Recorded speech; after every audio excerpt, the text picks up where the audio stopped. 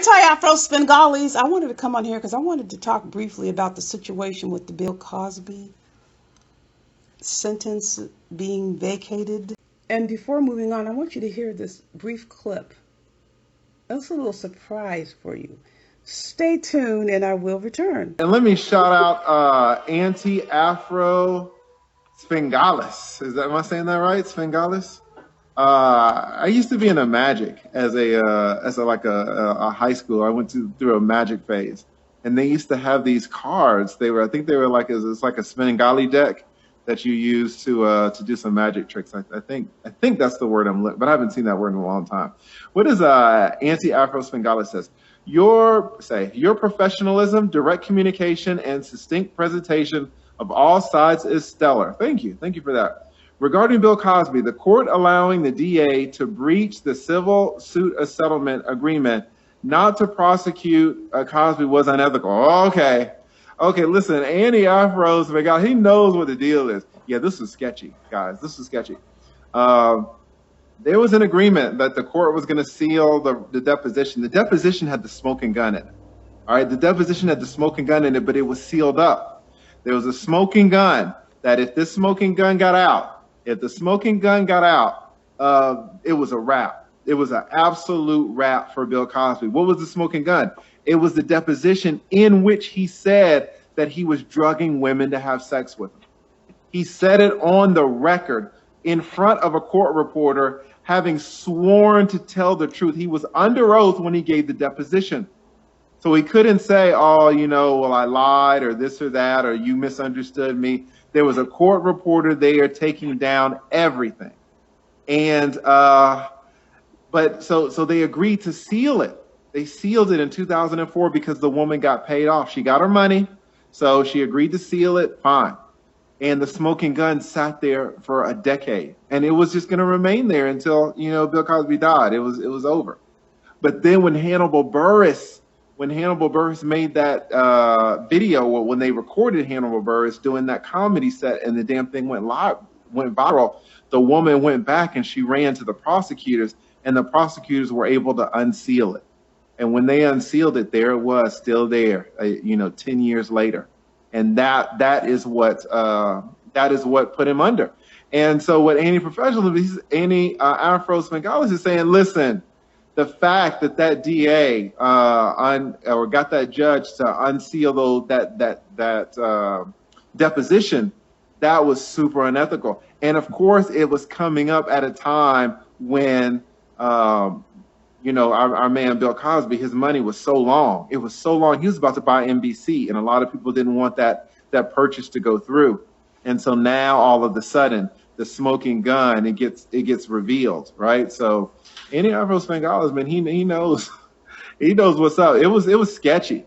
It was sketchy. So shout out to you, Afro Svengalis, and thank you for the super chat. It was super generous. Super generous. I thought you might enjoy that.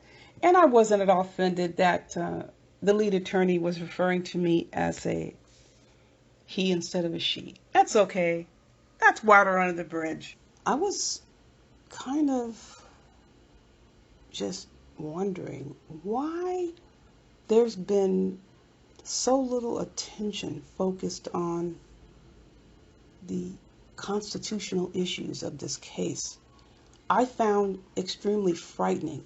Now, what I did, I posted the 79-page Pennsylvania Supreme Court decision at the bottom, and that's what I want to focus on.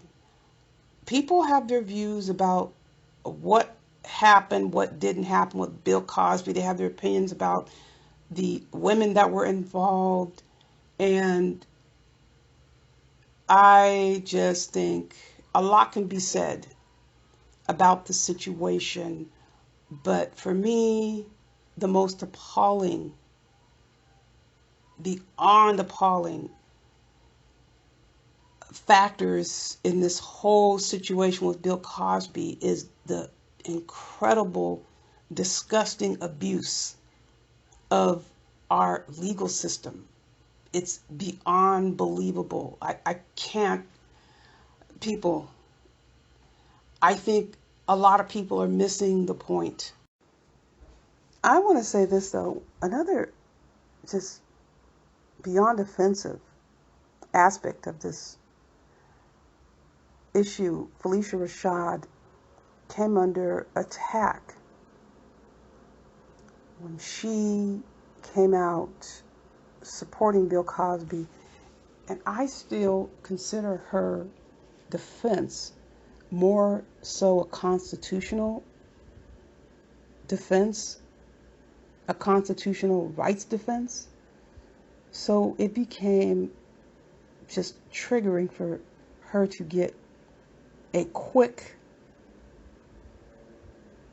chastising by Howard University, whose president is from Trinidad, Tobago. Can you imagine this bullshit? This really pisses me off.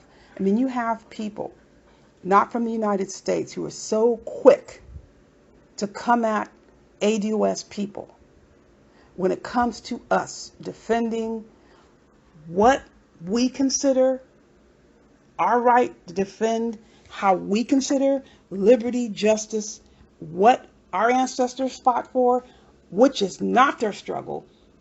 Don't we dare open our mouths about commenting on what liberty, what struggle, what war, what right, what process they went through on their land, but they can comment on what we do. That for me is the height of disgust. And when we bring this up, what do people say about us? You're hating foreigners. You're xenophobic. Go to hell. Go straight to hell. I am so sick of this shit, people. They can comment all day long on our struggle and what we do while they're benefiting left and right from our struggle, but we can't say shit. No, I'm opening my mouth. I am opening my mouth and I will say whatever the hell I want to say. I am a U.S. citizen born to U.S. parents, and I will open up my freaking mouth about anything about the United States rights and Constitution whenever I get good and damn ready. And no one born on a foreign land is going to tell me when I can open my mouth about it. I'm sick of that shit. Because they don't want you saying shit about their country. In fact, they will freaking kill your asses. What happened to Malcolm X's grandson? He went to a foreign land and got his head bashed in because he thought he can go over there talking about labor rights. No, I'm here in the United States. I'm going to talk about what our rights are in the United States. When I travel the world, I don't disrespect any country. That's why I'm speaking long, hard, and strong right now, because I don't disrespect any country. I go to another country. I enjoy the culture. I enjoy the people. I'm interested in their history, but I don't dare go to another country and lecture them about what they should be thinking, how they should be feeling, what they should be doing about their rights, their culture, and their customs. I've never gotten in trouble in a foreign country. Nobody had to bail me out of jail. I'm not talking about their presidents. I'm not disrespecting their people. Nothing. So I am not going to have somebody sit here and tell me what I can say about my Constitution, about the people who are subjected to their laws. Howard University and its president can kiss my ass. I am so sick of this crap. That president, go read his biography. Raised in opulence. I am so freaking done with these people. And they're saying they want her fired because now they're saying she doesn't have a right to free speech. Is this shit offensive or what? I have never heard of anything like that at all. That you can come here and now tell us how we can exercise our constitutional rights? I don't care what anybody says or thinks of what I'm saying right now. I don't care if you unsubscribe. I don't care what names you call me. You're not going to tell me what I can say about my own country's constitutional rights. I will speak on it for as long as and hard as I damn well please. Pray you never find yourself in a situation like this. And if you really think long and hard, remove yourself from thinking about the type of charges that you're talking about, because you can find yourself in a situation, forget about the charge, it's not relevant what the charge is. You can find yourself in a situation where your rights are so horrendously violated that you're going to find yourself in prison. To me, that is beyond, I can't even imagine. Coming from a people that were enslaved, your freedom should never, ever, ever be taken for granted. And to put somebody in a jail cell after you have violated, deliberately plotted to violate their constitutional rights is beyond disgusting. And again, it isn't about the type of charges, people. It's disgusting what happened here.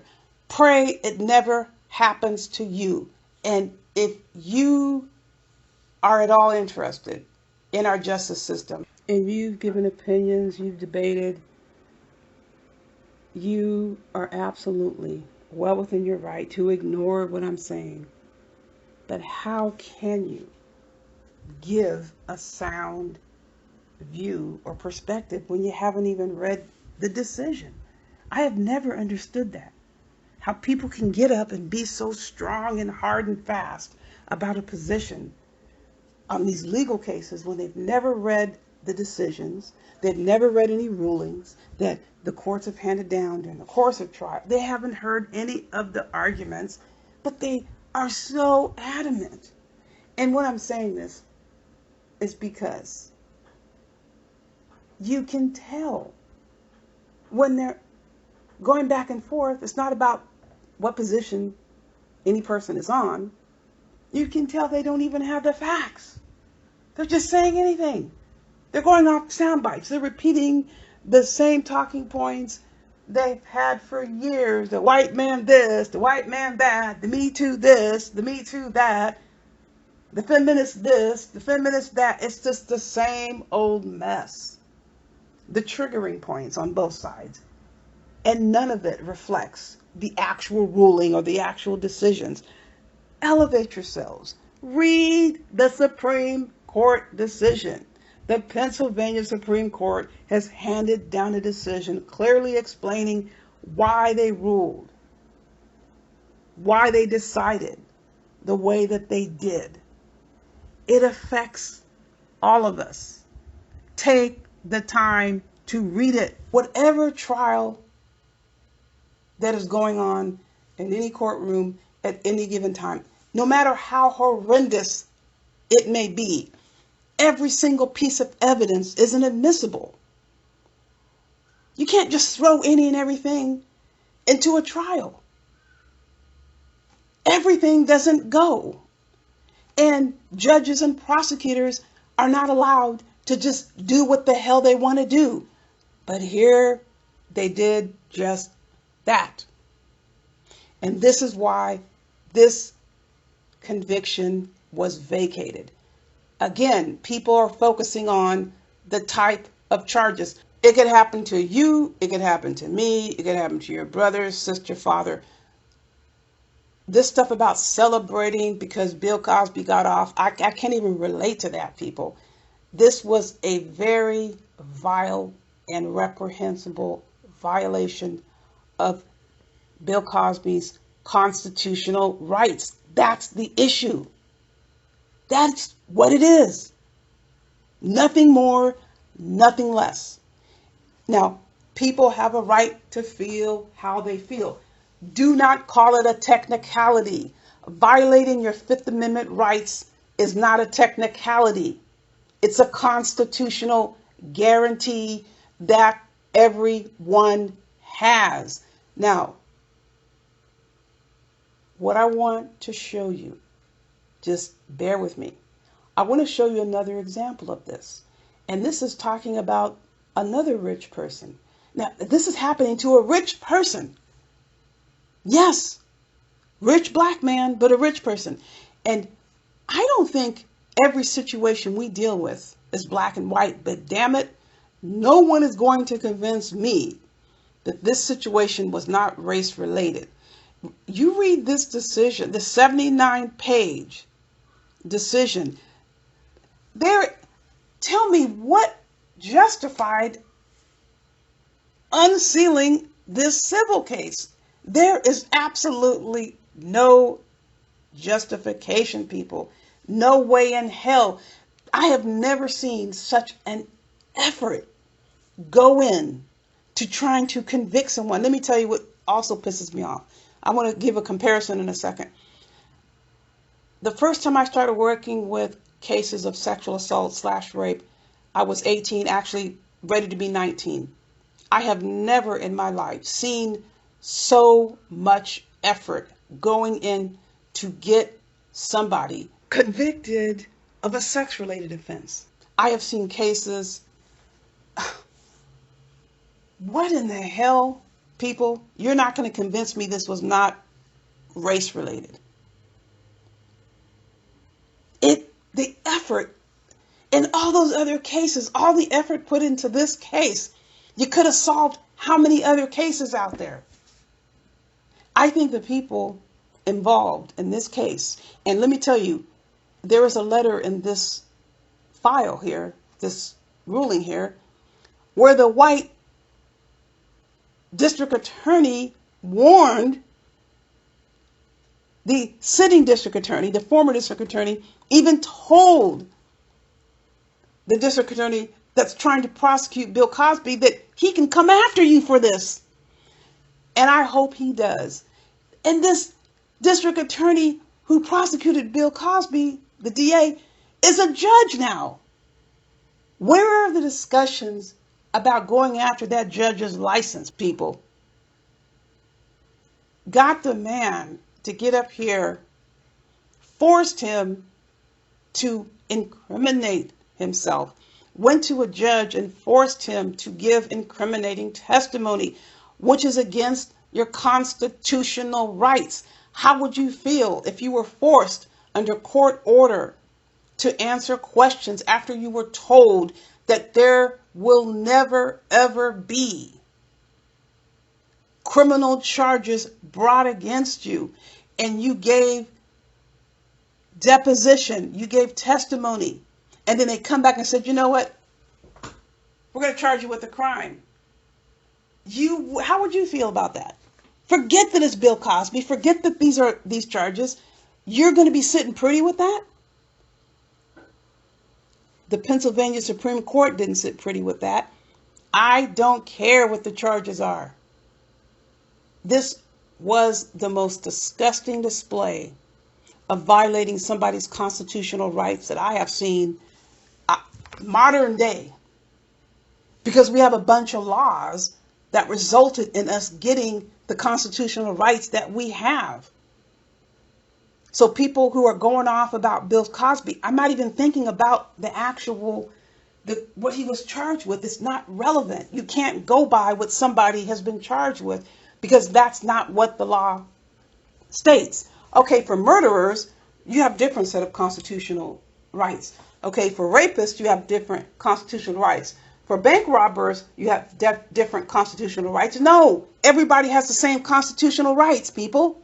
It's irrelevant what the crime you are charged with. It has no bearing on your constitutional rights. And that's what people are not understanding. Now, let me show you another case where this also played out. This is a white dude, also with boatloads of money. You may have heard of this case. Andrew Luster, back in 2003. Bloody rich. Max factor error. Look at his conviction. Rape, sodomy, oral copulation, unlawful flight to avoid prosecution. Initially sentenced to 124 years. Fined $1 million. Registered sex offender for life.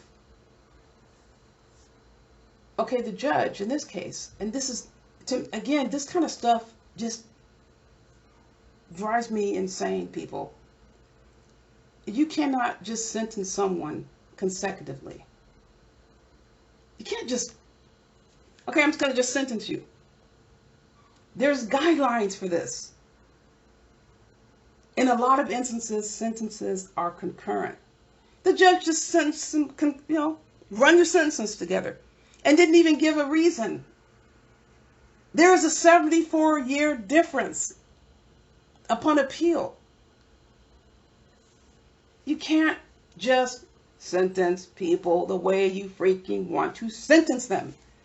So now you have a violation of 8 amendments, cruel and unusual punishment. So they did this to a white dude. Now, the difference with his case, this Andrew Lester, he had his crimes on videotape. So he wasn't going to get away. There was no way he was going to walk away. And he knew that. That's why he took off. The videotapes were legally admissible. He was going to be convicted. There was no way around it. But just think, let's say he had victimized one person or 2 people, he could have been out by now. And say this judge did the same thing. Then you have somebody in prison that should not be in prison. It doesn't matter what they did. Think about if it happened to you. You stole a car or you stole from your employer. You want to stay in prison longer than you should be in prison? No. So if you go about demanding and insisting that people be in prison who shouldn't be in prison, or go about demanding people have these sentences that they shouldn't have, what if it happens to you? What if it happens to people that you know and love? Get to know your justice system. What if you get caught up in a situation?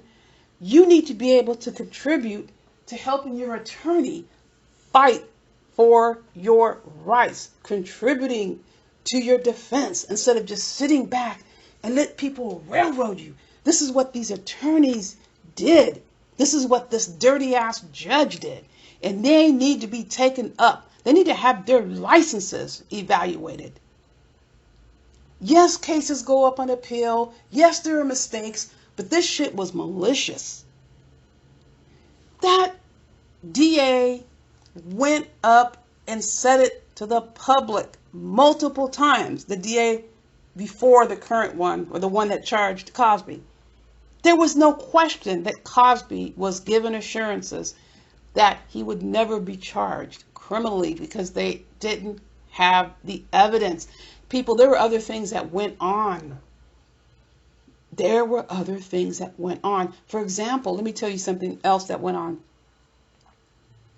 They were concerned because she was illegally recording Cosby. She was doing all kinds of, and I'm not trying to come down on her, but there was all kinds of stuff that was going on.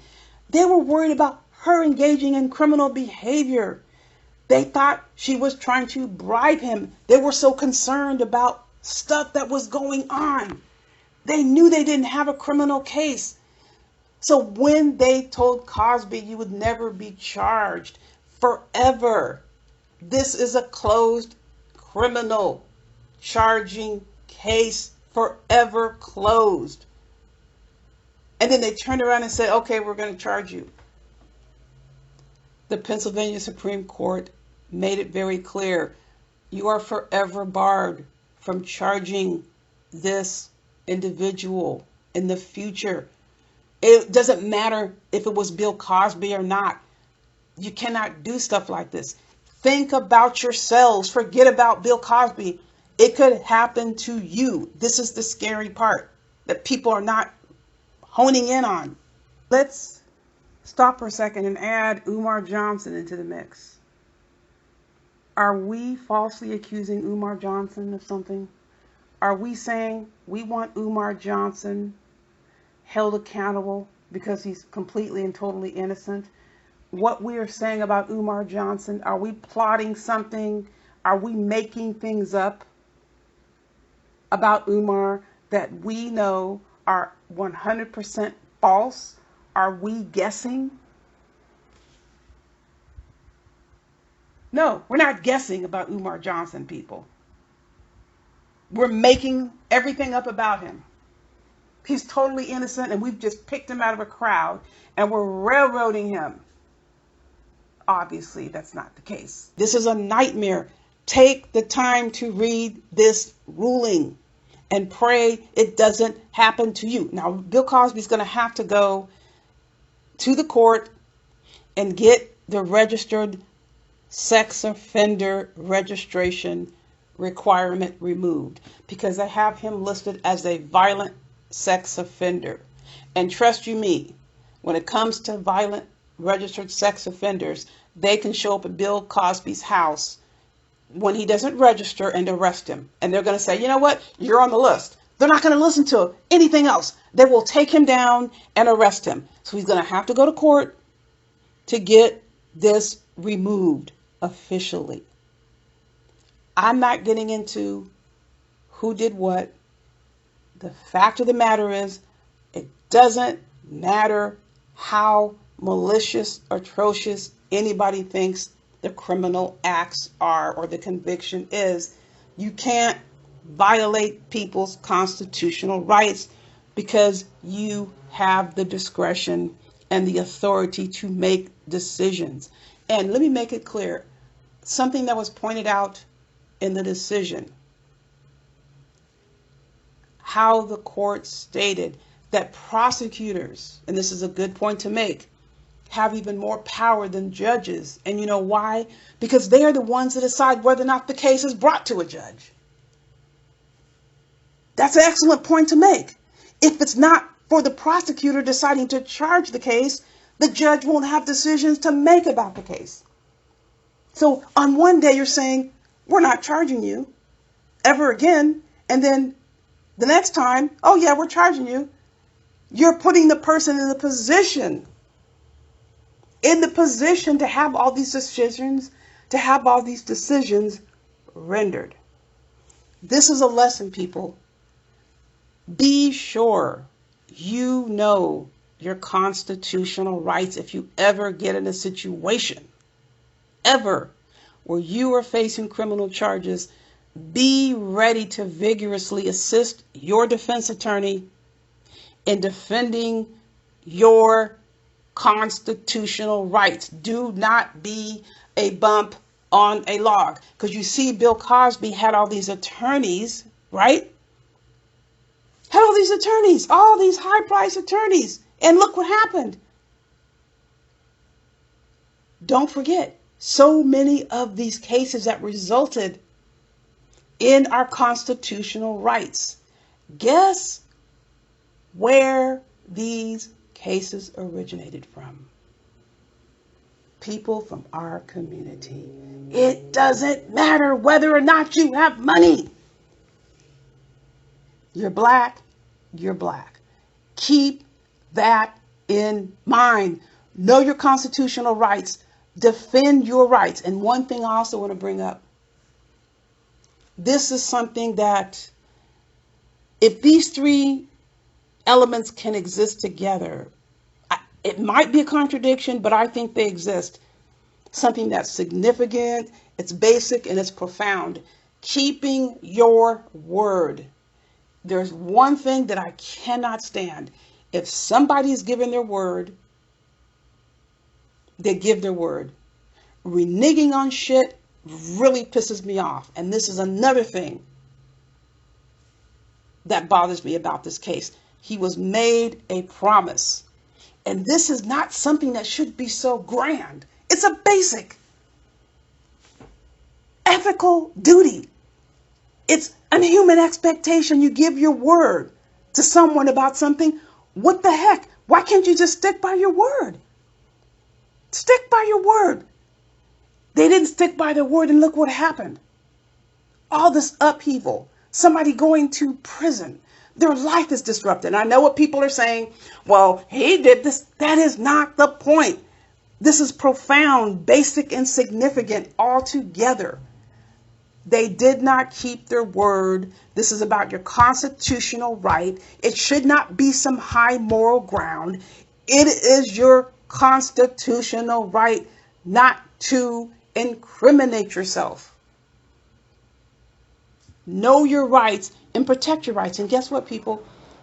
Your rights are not going to be transposed from an African nation. Your rights are occurring as we speak here and now in the United States. This is our nation. This is our country. This is where you're going to get your justice if you're going to get it. You're not getting it in the community. You're not getting it from YouTube. You're going to get it in the court system. And this is where Bill Cosby got his constitutional rights restored. So quit looking for these fools on the internet to restore your rights. They're not restoring a damn thing to you. You're going to get your justice in the court system. Now, if anything was ever true, that is heeding the warning. Buyer beware.